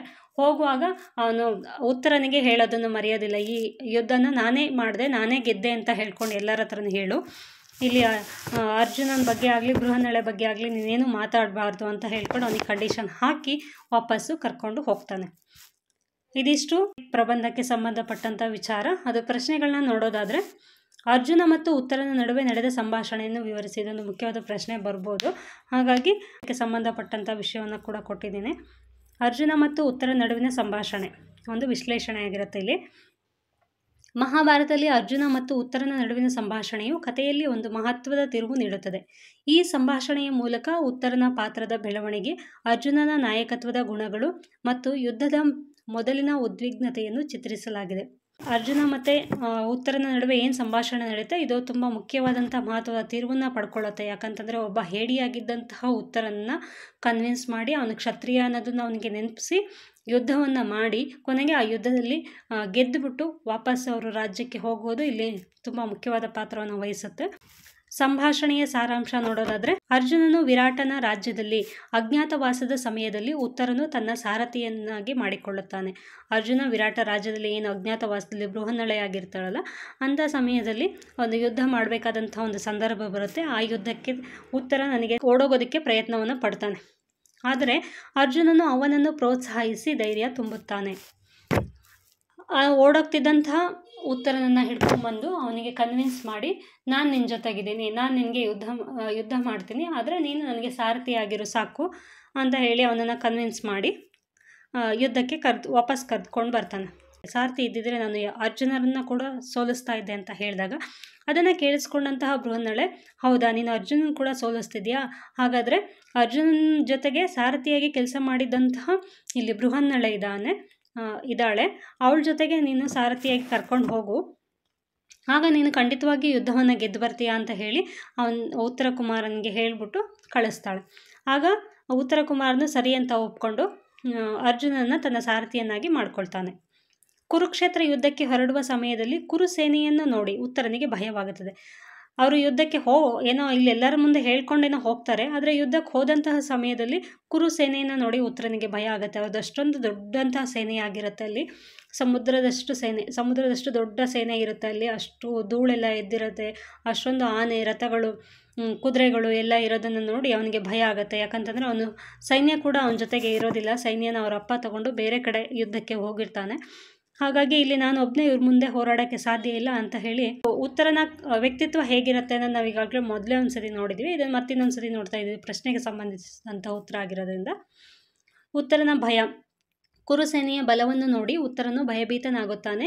ತನ್ನನ್ನು ಕ್ಷತ್ರಿಯನೆಂದು ಪರಿಗಣಿಸುತ್ತಿದ್ದರೂ ಯುದ್ಧದ ಕ್ಷೇತ್ರದಲ್ಲಿ ತನ್ನನ್ನು ತಾನು ಅಸಹಾಯಕನೆಂದು ಭಾವಿಸುತ್ತಾನೆ. ಅವನಿಗೆ ಅವನ ವ್ಯಕ್ತಿತ್ವ ಏನು, ಅವನೇನು ಮಾಡಬೇಕು, ಅವನೇನು ಮಾಡಬಾರ್ದು ಅನ್ನೋದು ಅವನಿಗೆ ಗೊತ್ತಿರೋದಿಲ್ಲ. ಅಷ್ಟು ಭಯ ಇರುತ್ತೆ ಅವನಲ್ಲಿ. ಅವನೊಬ್ಬ ಹೇಡಿ ಅಥವಾ ಹೆದರ್ಕ್ಲ ಆಗಿರ್ತಾನೆ. ಅವನ ವ್ಯಕ್ತಿತ್ವ ಹೆದರುವಂತಹ ಒಂದು ವ್ಯಕ್ತಿತ್ವ ಆಗಿರುತ್ತೆ. ಅಲ್ಲಿ ಅರ್ಜುನನ ಪ್ರೇರಣೆ. ಅರ್ಜುನನು ಉತ್ತರ ಭಯವನ್ನು ಅರ್ಥ ಮಾಡಿಕೊಂಡು ಅವನನ್ನು ಶಾಂತಗೊಳಿಸುತ್ತಾನೆ. ಅವನು ಉತ್ತರನಿಗೆ ತನ್ನ ಕರ್ತವ್ಯವನ್ನು ನೆನಪಿಸುತ್ತಾನೆ ಮತ್ತು ಧೈರ್ಯವನ್ನು ತುಂಬುತ್ತಾನೆ. ಅರ್ಜುನ ಉತ್ತರನಿಗೆ ಭಯ ಆಗ್ತಿದೆ ಅನ್ನೋದನ್ನು ಅರ್ಥ ಮಾಡ್ಕೊಂಡ್ಬಿಟ್ಟು ಅವನನ್ನು ಶಾಂತಗೊಳಿಸಿ, ನೀನು ಕ್ಷತ್ರಿಯ, ನೀನು ಹೀಗೆಲ್ಲ ಹೆದರಬಾರ್ದು, ನೀನು ಯುದ್ಧ ಮಾಡಬೇಕು, ಯುದ್ಧ ಮಾಡೋದೇ ಕ್ಷತ್ರಿಯರ ಕೆಲಸ, ನಿನ್ನ ಕೈಲಿ ಯುದ್ಧ ಮಾಡೋಕ್ಕೆ ಸಾಧ್ಯ ಆಗದಿದ್ದರೆ ನೀನು ಸಾರಥಿಯಾಗಿ ನನ್ನ ಜೊತೆಗೆ ಬಾ, ನಾನು ಯುದ್ಧ ಮಾಡ್ತೀನಿ ಅಂತ ಅವನನ್ನು ಒಪ್ಪಿಸ್ತಾನೆ. ಗಾಂಡೀವ ಮತ್ತು ಇತರ ಆಯುಧಗಳು. ಅರ್ಜುನನು ಉತ್ತರನಿಗೆ ಗಾಂಡೀವ ಸೇರಿದಂತೆ ಇತರ ಶಕ್ತಿಶಾಲಿ ಆಯುಧಗಳನ್ನು ತೋರಿಸುತ್ತಾನೆ. ಇದು ಉತ್ತರನಲ್ಲಿ ಒಂದು ರೀತಿಯ ಆತ್ಮವಿಶ್ವಾಸವನ್ನು ತುಂಬುತ್ತದೆ. ಅರ್ಜುನ ಬೃಹನ್ನಳ್ಳಿ ಅಂತ ಅವನಿಗೆ ನಂಬಿಕೆ ಇರೋದಿಲ್ಲ, ಇವನು ಯುದ್ಧ ಮಾಡ್ತಾನೆ ಅನ್ನೋಂಥ ಒಂದು ಅಪನಂಬಿಕೆ ಕೂಡ ಉತ್ತರನಲ್ಲಿ ಇರುತ್ತೆ. ಆಗ ಅರ್ಜುನ ಅವನನ್ನು ಕರ್ಕೊಂಡೋಗಿ ಪಾಂಡವರದ್ದು ಏನು ಆಯುಧಗಳಿರುತ್ತಲ್ಲ ಅದನ್ನೆಲ್ಲ ತೋರಿಸ್ಬಿಟ್ಟು ಅವನ ಶಕ್ತಿಶಾಲಿಯಾದಂತಹ ಆಯುಧಗಳಲ್ಲಿ ಒಂದಾದಂಥ ಗಾಂಡೀವವನ್ನು ಕೂಡ ತೋರಿಸ್ತಾನೆ. ಅದನ್ನೆಲ್ಲ ನೋಡಿದ್ಮೇಲೆ ಹೌದು, ನನ್ನ ಜೊತೆಗೆ ಅರ್ಜುನ ಇದ್ದಾನೆ, ನಾನು ಯುದ್ಧ ಮಾಡಿ ಗೆಲ್ಲಬಲ್ಲೆ ಅನ್ನೋದೊಂದು ಅವನಿಗೆ ಕಾನ್ಫಿಡೆನ್ಸ್ ಬರುತ್ತೆ. ಉತ್ತರನ ಭಯಕ್ಕೆ ಕಾರಣ ಏನಾಗಿರುತ್ತೆ ಮತ್ತು ಅರ್ಜುನನ ಪ್ರೇರಣೆಯ ಪರಿಣಾಮ ಏನಾಗಿರುತ್ತೆ ಅಂತಂದರೆ, ಉತ್ತರನ ಭಯಕ್ಕೆ ಕಾರಣ ಮಹಾಭಾರತದಲ್ಲಿ ಉತ್ತರನು ಕುರುಕ್ಷೇತ್ರ ಯುದ್ಧದ ಸಮಯದಲ್ಲಿ ಭಯಭೀತನಾಗುವುದಕ್ಕೆ ಹಲವು ಕಾರಣಗಳಿವೆ. ಅನುಭವದ ಕೊರತೆ. ಅವನಿಗೆ ಮುಖ್ಯ ಕಾರಣ ಏನಾಗಿರುತ್ತೆ ಅಂತಂದರೆ ಅನುಭವದ ಕೊರತೆ. ಅವನಿಗೆ ಅನುಭವ ಇರೋದಿಲ್ಲ. ಅವನೊಬ್ಬ ಚಿಕ್ಕ ಹುಡುಗ ಆಗಿರ್ತಾನೆ ಮತ್ತು ಅವನು ಯಾವುದೇ ಯುದ್ಧಗಳನ್ನು ಯುದ್ಧಗಳನ್ನು ಭಾಗವಹಿಸಿರೋದಿಲ್ಲ, ಅವನು ಯುದ್ಧವನ್ನು ಮಾಡಿರೋದಿಲ್ಲ. ಹಾಗಾಗಿ ಅವನಿಗೆ ಅನುಭವ ಇರೋದಿಲ್ಲ. ಅದು ಅಲ್ಲದೆ ಅವನು ಧೈರ್ಯಶಾಲಿ ಕೂಡ ಆಗಿರೋದಿಲ್ಲ, ಅವನಿಗೆ ಧೈರ್ಯ ಇರೋದಿಲ್ಲ. ಹಾಗಾಗಿ ನಾನು ಯುದ್ಧ ಮಾಡಬಲ್ಲೆ ಅನ್ನುವಂತಹ ಅನುಭವ ಅವನಿಗೆ ಇರೋದಿಲ್ಲ. ಇದೇ ಮೊದಲ ಬಾರಿಗೆ ಅವನು ಅಂತಹ ದೊಡ್ಡ ಯುದ್ಧವನ್ನು ಎದುರಿಸುತ್ತಿದ್ದನು. ಹಾಗಾಗಿ ಅವನಿಗೆ ಭಯ ಆಗಿರುತ್ತೆ. ಕುರುಸೇನೆಯ ಬಲ. ಕುರುಸೇನೆಯ ಅನೇಕ ಅನುಭವಿ ಯೋಧರನ್ನು ಹೊಂದಿತ್ತು. ಭೀಷ್ಮ, ದ್ರೋಣ, ಕರ್ಣ ಮುಂತಾದ ಮಹಾವೀರರು ಅವರ ಸೇನೆಯಲ್ಲಿ ಇದ್ದರು. ಈ ರೀತಿ ಶಕ್ತಿಶಾಲಿ ಸೈನ್ಯವನ್ನು ಎದುರಿಸುವ ಭಯ ಉತ್ತರನನ್ನು ಕಾಡುತ್ತಿತ್ತು. ಕುರುಸೇನೆಯಲ್ಲಿ ತುಂಬ ವೀರರಾದಂಥ ಯೋಧರಿದ್ದರು.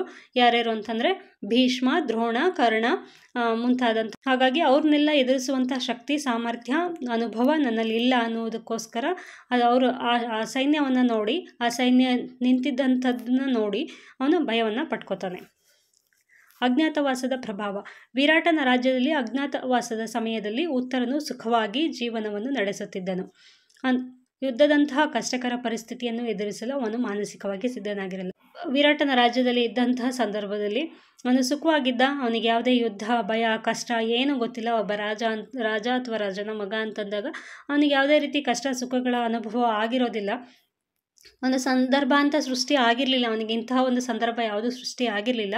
ಹಾಗಾಗಿ ಅವನು ಕಷ್ಟ ಪರಿಸ್ಥಿತಿನ ಗೊತ್ತಿರಲಿಲ್ಲ, ಎದುರಿಸೋದಕ್ಕೆ ಅವನು ಮಾನಸಿಕವಾಗಿ ಸಿದ್ಧವಾಗಿ ಕೂಡ ಇರಲಿಲ್ಲ. ಅವನಿಗೆ ಇಂತಹ ಒಂದು ಸ್ಥಿತಿ ಬರುತ್ತೆ ಅಂತ ಮೊದಲೇ ಅವನಿಗೆ ಕೂಡ ಗೊತ್ತೂ ಇರಲಿಲ್ಲ. ಹಾಗಾಗಿ ಅರ್ಜುನನ ಪ್ರೇರಣೆ ಪರಿಣಾಮ ಏನಾಗಿತ್ತು ಅಂತಂದರೆ, ಅರ್ಜುನನ ಪ್ರೇರಣೆಯು ಉತ್ತರನ ಮೇಲೆ ಆಳವಾದ ಪರಿಣಾಮವನ್ನು ಬೀರಿತು. ಏನೇನೆಲ್ಲ ಪರಿಣಾಮ ಬೀರಿತು ಅಂತಂದರೆ, ಧೈರ್ಯ ತುಂಬುವುದು, ಆತ್ಮವಿಶ್ವಾಸ ಹೆಚ್ಚಿಸುವುದು, ಪಾತ್ರದ ಬೆಳವಣಿಗೆ, ಗುರು ಶಿಷ್ಯರ ಸಂಬಂಧ. ಧೈರ್ಯ ತುಂಬುವುದು ಅಂತಂದರೆ ಅರ್ಜುನನು ಉತ್ತರನನ್ನು ಪ್ರೋತ್ಸಾಹಿಸಿ ಅವನಲ್ಲಿ ಧೈರ್ಯವನ್ನು ತುಂಬಿದನು. ಅವನು ಉತ್ತರನಿಗೆ ತನ್ನ ಕರ್ತವ್ಯವನ್ನು ನೆನಪಿಸಿ ಯುದ್ಧದಲ್ಲಿ ಗೆಲ್ಲುವ ವಿಶ್ವಾಸವನ್ನು ತುಂಬಿದನು. ಅರ್ಜುನ ಓಡ್ ಹೋಗ್ತಿದ್ದಂತಹ ಉತ್ತರನ ಹಿಡ್ಕೊಂಬಂದು ಅವನಿಗೆ ಧೈರ್ಯವನ್ನು ತುಂಬಿ, ಅವನ ಕರ್ತವ್ಯ, ನೀನೊಬ್ಬ ರಾಜನ ಮಗ, ನೀನು ಹೀಗೆಲ್ಲ ಓಡ್ ಹೋಗಬಾರ್ದು, ನೀನೊಬ್ಬ ಕ್ಷತ್ರಿಯ, ನಿನ್ನ ತಂದೆ ಇಲ್ಲದಂತಹ ಸಂದರ್ಭದಲ್ಲಿ ನಿನ್ನ ತಂದೆ ಹೋಗುವಾಗ ನಿನಗೆ ರಾಜ್ಯದ ಜವಾಬ್ದಾರಿಯನ್ನು ಕೊಟ್ಟು ಹೋಗಿದ್ದಾರೆ. ಹಾಗಾಗಿ ಅಂತಹ ಸಂದರ್ಭದಲ್ಲಿ ವೈರಿಗಳು ಬಂದು ಆಕ್ರಮಿಸಿದಾಗ ನಾವು ಯುದ್ಧ ಮಾಡಬೇಕು, ಯುದ್ಧವನ್ನು ಗೆಲ್ಲಬೇಕು. ಹಾಗಾಗಿ ನಿನ್ನ ಹೆದರಿಕೆ ಆಗ್ತಾ ಇದ್ದರೆ, ನಿನಗೆ ಭಯ ಇದ್ದರೆ ನಾನು ನಿನ್ನ ಜೊತೆಗೆ ಇದ್ದೀನಿ, ನಾನು ಯುದ್ಧವನ್ನು ಮಾಡ್ತೀನಿ, ನೀನು ಸಾರಥಿಯಾಗು, ನನ್ನ ಜೊತೆಗಿರು ಅಂತ ಹೇಳಿ ಅವನಿಗೆ ಧೈರ್ಯವನ್ನು ತುಂಬುತ್ತಾನೆ. ಆತ್ಮವಿಶ್ವಾಸವನ್ನು ಕೂಡ ಹೆಚ್ಚಿಸ್ತಾನೆ. ಅರ್ಜುನನು ಉತ್ತರನಿಗೆ ಗಾಂಡೀವ ಸೇರಿದಂತೆ ಇತರ ಶಕ್ತಿಶಾಲಿ ಆಯುಧಗಳನ್ನು ತೋರಿಸುವ ಮೂಲಕ ಅವನಲ್ಲಿ ಆತ್ಮವಿಶ್ವಾಸವನ್ನು ಹೆಚ್ಚಿಸಿದನು. ನಾನು ಪಾಂಡವರಲ್ಲಿ ಒಬ್ಬ ಅಂತಂದರೆ ಅವನಿಗೆ ನಂಬಿಕೆ ಇರಲಿಲ್ಲ. ಆಯುಧವನ್ನು ಏನು ಒಂದು ಕಡೆ ಇಟ್ಟಿದ್ರಲ್ಲ ಮರದಲ್ಲಿ, ಅದನ್ನು ತೆಗೆಸ್ಬಿಟ್ಟು ತೋರಿಸಿ ಎಲ್ಲ ಆಯುಧಗಳನ್ನು ಪರಿಚಯ ಮಾಡಿಸ್ಕೊಡ್ತಾನೆ ಅವನಿಗೆ. ಭೀಮ, ಅರ್ಜುನ ಎಲ್ಲದನ್ನು ಕೂಡ ಆ ಆಯುಧಗಳನ್ನ ಪರಿಚಯ ಮಾಡಿಸ್ತಾನೆ. ಅದ್ರ ಜೊತೆಗೆ ಅವನಿಗೆ ಯುದ್ಧ ಮಾಡೋದಕ್ಕೆ ಗಾಂಡೀವ ಕೂಡ ಬೇಕಾಗಿರುತ್ತೆ. ಹಾಗಾಗಿ ಗಾಂಡೀವವನ್ನು ತೋರಿಸ್ತಾನೆ. ಗಾಂಡೀವವನ್ನು ತೋರಿಸ್ಬಿಟ್ಟು, ಇದು ನೋಡು ನನ್ನ ಗಾಂಡೀವ ಅಂತ ಹೇಳಿ ಅವನಿಗೆ ತೋರಿಸಿದಾಗ ಅದನ್ನೆಲ್ಲ ಮುಟ್ಟಿ ಎತ್ತಿ ನೋಡಿದಾಗ ಅವನಿಗೊಂದು ಧೈರ್ಯ ಬರುತ್ತೆ. ಹೌದು, ಇದು ಅರ್ಜುನನ ಗಾಂಡೀವ, ಇವನು ನನ್ನ ಜೊತೆಗಿರೋನು ಅರ್ಜುನ, ನಾನು ಈ ಯುದ್ಧವನ್ನು ಗೆಲ್ಲಬಲ್ಲೆ, ಇವನು ಅರ್ಜುನ ಇದ್ದಾನೆ, ನಾನು ಎದುರಿಸಬಲ್ಲೆ, ನನಗೆ ಸಾಮರ್ಥ್ಯ ಇಲ್ಲದೆ ಹೋದರೂ ನಾನು ಅರ್ಜುನನ ಜೊತೆಗಿರೋದ್ರಿಂದ ನಾನು ಒಬ್ಬ ಉತ್ತಮ ಸಾರಥಿಯಾಗಿ ಆದರೂ ಎದುರಿಸಬಲ್ಲೆ ಅನ್ನುವಂಥ ಒಂದು ಆತ್ಮವಿಶ್ವಾಸ ಅವನಿಗೆ ಬರುತ್ತೆ. ಪಾತ್ರದ ಬೆಳವಣಿಗೆ. ಅರ್ಜುನನ ಪ್ರೇರಣೆಯಿಂದಾಗಿ ಉತ್ತರನು ಒಬ್ಬ ಭಯಭೀತ ವ್ಯಕ್ತಿಯಿಂದ ಒಬ್ಬ ಧೈರ್ಯಶಾಲಿ ವ್ಯಕ್ತಿಯಾಗಿ ರೂಪಿತ ಆಗ್ತದೆ. ಉತ್ತರ ಒಬ್ಬ ಭಯಭೀತ ವ್ಯಕ್ತಿಯಾಗಿದ್ದ, ಒಬ್ಬ ಧೈರ್ಯಶಾಲಿ ಆಗಿರಲಿಲ್ಲ. ಬರೀ ಹೆಂಗಸರ ಮುಂದೆ ಅವನು ಜಂಬ ಕೊಚ್ಕೊಳ್ತಿದ್ನೇ ಹೊರತು ಅವನಿಗೆ ಯಾವುದೇ ರೀತಿ ಧೈರ್ಯವನ್ನು ಇರಲಿಲ್ಲ. ಯಾವುದೇ ಒಂದು ಕಷ್ಟಕರವಾದಂಥ ಸನ್ನಿವೇಶಗಳನ್ನ ಎದುರಿಸಿ ಗೊತ್ತಿರಲಿಲ್ಲ. ಆದರೆ ಅರ್ಜುನ ಅವನನ್ನೇನು ಕನ್ವಿನ್ಸ್ ಮಾಡ್ದ, ಅರ್ಜುನ ಅವನಿಗೇನು ಪ್ರೇರಣೆಯನ್ನು ನೀಡ್ದ, ಅದರಿಂದ ಅವನೊಬ್ಬ ಧೈರ್ಯಶಾಲಿ ಯೋಧನಾಗಿ ರೂಪಾಂತರಗೊಂಡು ಪಾಂಡವ ಮತ್ತು ಕೌರವರ ನಡುವೆ ನಡೆದ ಕುರುಕ್ಷೇತ್ರದಲ್ಲಿ ಕೂಡ ಭಾಗವಹಿಸ್ತಾನೆ. ಅಷ್ಟು ಅವನು ಧೈರ್ಯಶಾಲಿಯಾಗಿ ಬದಲಾಗ್ತಾನೆ. ಗುರು ಶಿಷ್ಯ ಸಂಬಂಧ. ಅರ್ಜುನ ಮತ್ತು ಉತ್ತರನ ನಡುವಿನ ಸಂಬಂಧವು ಗುರು ಶಿಷ್ಯನ ಸಂಬಂಧವನ್ನು ಹೋಲುತ್ತದೆ. ಅರ್ಜುನನು ತನ್ನ ಶಿಷ್ಯನಾದ ಉತ್ತರನಿಗೆ ಮಾರ್ಗದರ್ಶನ ಮಾಡುತ್ತಾನೆ. ಅರ್ಜುನ ಮತ್ತು ಉತ್ತರನ ನಡುವೆ ಗುರು ಶಿಷ್ಯರ ಸಂಬಂಧ ಏರ್ಪಡುತ್ತೆ. ಅರ್ಜುನನು ತನ್ನ ಶಿಷ್ಯನಾದ ಉತ್ತರನಿಗೆ ಹೇಗೆಲ್ಲ ಯುದ್ಧ ಮಾಡಬೇಕು, ಏನು ಮಾಡಬೇಕು, ಯಾವ್ದು ಮಾಡಿದ್ರೆ ಸರಿ, ಯಾವ್ದು ಮಾಡಿದ್ರೆ ತಪ್ಪಾಗತ್ತೆ, ಹೇಗಿರಬೇಕು, ಒಬ್ಬ ಕ್ಷತ್ರಿಯನ ಮುಖ್ಯ ಕರ್ತವ್ಯಗಳು ಏನು ಅನ್ನೋದನ್ನೆಲ್ಲ ಅವನು ಬಿಡಿಸಿ ಹೇಳಿ ಅವರಿಬ್ಬರ ನಡುವೆ ಒಂದು ಗುರು ಶಿಷ್ಯರ ಸಂಬಂಧ ಕೂಡ ಏರ್ಪಡುತ್ತೆ. ಸಂಕ್ಷಿಪ್ತವಾಗಿ ಹೇಳುವುದಾದರೆ ಅರ್ಜುನನ ಪ್ರೇರಣೆಯು ಉತ್ತರನನ್ನು ಒಬ್ಬ ಯೋಧನನ್ನಾಗಿ ರೂಪಿಸುವಲ್ಲಿ ಪ್ರಮುಖ ಪಾತ್ರವನ್ನು ವಹಿಸುತ್ತದೆ. ಉತ್ತರನು ಅರ್ಜುನನ ಮಾರ್ಗದರ್ಶನದಲ್ಲಿ ಧೈರ್ಯವನ್ನು ಪಡೆದುಕೊಂಡು ಕುರುಕ್ಷೇತ್ರ ಯುದ್ಧದಲ್ಲಿ ಭಾಗವಹಿಸಲು ಸಿದ್ಧನಾಗುತ್ತಾನೆ. ನಾನು ಈಗ ಆಲ್ರೆಡಿ ಹೇಳಿದೆ ಅಲ್ಲ, ಅರ್ಜುನನ ಪ್ರೇರಣೆಯಿಂದ ಉತ್ತರ ಒಬ್ಬ ಯೋಧನ ರೂಪುಗೊಳ್ತಾನೆ. ಒಬ್ಬ ಹೆದರುಪೊಕ್ಲ, ಒಬ್ಬ ಭಯಭೀತ ವ್ಯಕ್ತಿಯಾಗಿದ್ದಂತಹ ವ್ಯಕ್ತಿ ಒಂದು ಯುದ್ಧ ಭೂಮಿಯಲ್ಲಿ ತಾನು ಯುದ್ಧ ಮಾಡುವಷ್ಟು ಸಾಮರ್ಥ್ಯ ಬೆಳೆಸ್ಕೊಳ್ತಾನೆ. ಉತ್ತರನು ಅರ್ಜುನನ ಮಾರ್ಗದರ್ಶನದಲ್ಲಿ ಧೈರ್ಯವನ್ನು ಪಡೆದುಕೊಂಡು ಕುರುಕ್ಷೇತ್ರ ಯುದ್ಧದಲ್ಲಿ ಕೂಡ ಭಾಗವಹಿಸ್ತಾನೆ. ಕುರುಕ್ಷೇತ್ರದಲ್ಲೂ ಕೂಡ ಇವನು ಭಾಗವಹಿಸಿ ಮೊದಲನೇ ದಿನ ಯುದ್ಧದಲ್ಲೇ ಕೂಡ ಇವನು ಸತ್ತೋಗ್ತಾನೆ. ಅರ್ಜುನ ಉತ್ತರನಿಗೆ ಏನೆಂದು ಧೈರ್ಯ ತುಂಬಿದನು, ಅಥವಾ ಅರ್ಜುನ ಉತ್ತರನಿಗೆ ಹೇಗೆ ಧೈರ್ಯವನ್ನು ತುಂಬಿದನು, ತನ್ನ ಕರ್ತವ್ಯವನ್ನು ನೆನಪಿಸಿದನು. ಒಬ್ಬ ಕ್ಷತ್ರಿಯನಾಗಿ ಯುದ್ಧ ಭೂಮಿಯಲ್ಲಿ ತನ್ನ ಕರ್ತವ್ಯವನ್ನು ನಿರ್ವಹಿಸುವುದು ಅವನ ಜವಾಬ್ದಾರಿ ಅಂತ ಹೇಳ್ದ. ಶತ್ರುಗಳ ಬಗ್ಗೆ ಅತಿಯಾದ ಚಿಂತೆ ಮಾಡಬೇಡ ಎಂದು ಹೇಳಿದನು. ಅರ್ಜುನನು ಉತ್ತರನಿಗೆ ಕುರುಸೇನೆಯ ಬಲದ ಬಗ್ಗೆ ಅತಿಯಾಗಿ ಚಿಂತಿಸಬೇಡ ಎಂದು ಹೇಳಿದನು. ಅವನು ತನ್ನೊಂದಿಗೆ ಇರುವವರೆಗೂ ಯಾವುದೇ ಭಯಪಡುವ ಅಗತ್ಯವಿಲ್ಲ ಎಂದು ಭರವಸೆ ನೀಡಿದನು. ಶತ್ರುಗಳ ಬಗ್ಗೆ ಹೆಚ್ಚಾಗಿ ಯೋಚನೆ ಮಾಡಬೇಡ, ನಾನು ನಿನ್ನ ಜೊತೆಗಿದ್ದೀನಿ, ನಾನು ಇರೋವರೆಗೂ ನೀನು ಯಾವುದೇ ರೀತಿ ಯೋಚನೆ ಮಾಡುವಂಥ ಭಯಪಡುವಂಥ ಅವಶ್ಯಕತೆ ಇಲ್ಲ ಅಂತ ಧೈರ್ಯ ಕೂಡ ನೀಡ್ತಾನೆ. ಗಾಂಡೀವದ ಶಕ್ತಿಯನ್ನು ತೋರಿಸಿದನು. ಅರ್ಜುನನು ತನ್ನ ಬಳಿ ಇರುವ ಗಾಂಡೀವದಂತಹ ಶಕ್ತಿಶಾಲಿ ಆಯುಧಗಳನ್ನು ಉತ್ತರನಿಗೆ ತೋರಿಸನು.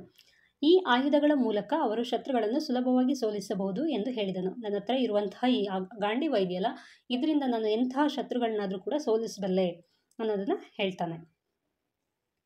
ಶಾಂತವಾಗಿರಲು ಹೇಳಿದನು. ಮೊದಲು ನಾವು ಯಾವುದೇ ಒಂದು ಸಂದರ್ಭ ಬಂದಂತಹ ಯಾವುದೇ ಒಂದು ಕಷ್ಟ ಆಗಲಿ ಅಥವಾ ಭಯಪಡುವಂತಹ ಸಂದರ್ಭ ಬಂದಾಗ ನಾವು ಟೆನ್ಷನ್ ಮಾಡಿಕೊಳ್ಳದೆ ಶಾಂತವಾಗಿರಬೇಕು, ಭಯಭೀತರಾಗಿರಬಾರ್ದು, ಗಾಬರಿ ಪಡಬಾರ್ದು, ಶಾಂತವಾಗಿರಬೇಕು ಅಂತ ಹೇಳ್ತಾನೆ. ಅರ್ಜುನನು ಉತ್ತರನಿಗೆ ಶಾಂತವಾಗಿರಲು ಮತ್ತು ಭಯಪಡದಂತೆ ಹೇಳಿದನು. ಯುದ್ಧ ಭೂಮಿಯಲ್ಲಿ ಶಾಂತ ಮನಸ್ಸಿನಿಂದ ಇರುವುದು ಯುದ್ಧವನ್ನು ಗೆಲ್ಲಲು ಬಹಳ ಮುಖ್ಯ ಎಂದು ಹೇಳಿದನು.